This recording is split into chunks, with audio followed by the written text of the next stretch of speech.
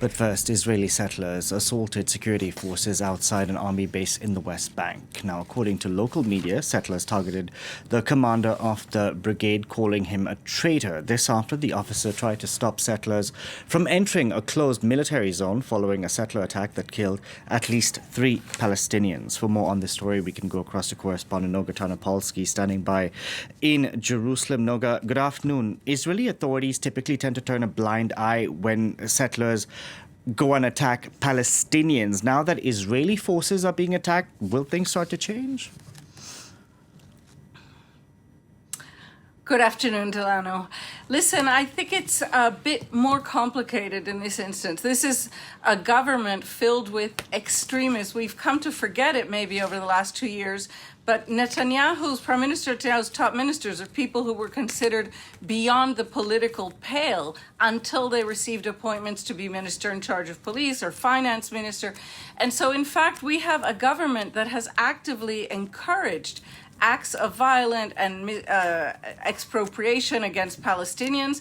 And this is a government, starting with the Prime Minister himself, who have blamed the army for the worst security catastrophes in Israeli history and blamed them for betraying the Prime Minister and blamed them for being leftists. And so we're in a situation that, while very extreme, was predictable, in which not only did the Israeli government turn a blind eye to attacks against Palestinians that have escalated incredibly, but to attacks against Israeli soldiers. I want to remind our viewers that in the last year, 2 Israeli army bases were attacked by right-wing extremists.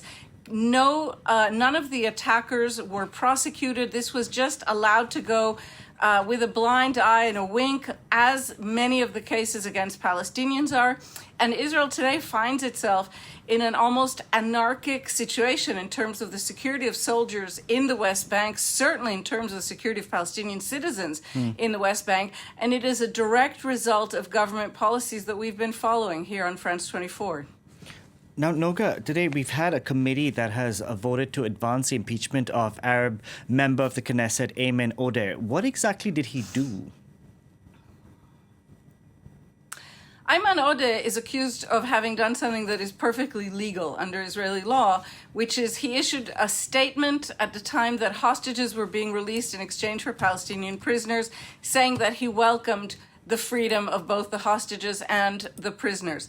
Prime Minister Netanyahu's government is currently engaged in a wide array of activities to sort of muddy the waters, to have people forget the war is still on in Gaza. So yesterday they advanced a bill to ban public broadcasting in Israel, to dismantle it. Today, they're advancing an overtly racist and illegal proposition to impeach one of the most prestigious veteran legislators in the Knesset, who is an Arab. And mostly the major efforts, really frenetic efforts of the Prime Minister to cancel his own trial, which we've seen in recent days. All of this is part of a thread of chaos that is being run through Israeli society in recent days. Yeah, we've also seen the U.S. President Donald Trump try to weigh in and get that trial to go away for Netanyahu. I want to go back to the situation, Noga, with Gaza, because we've had the Israeli army that's issued fresh evacuation orders to parts of the north. This at the same time we're getting reports that ceasefire talks are supposedly progressing. What is the strategy here? Is there a strategy at all?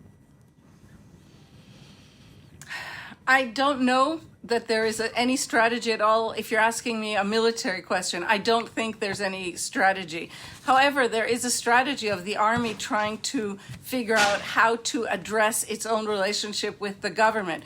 As I was just mentioning, this is a government that has long attacked the top echelons of the army for its own flaws. And what we see now is the army has informed the government that the war in Gaza is over, that the military part of this struggle is done, and that the government should turn now towards an accord that will formally end the war.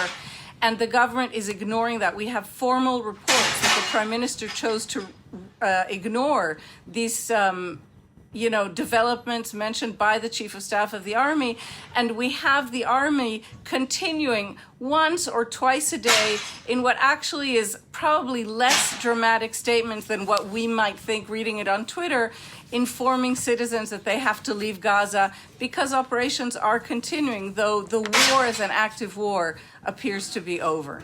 Noga, thank you very much for that. Noga Tarnopolsky reporting there.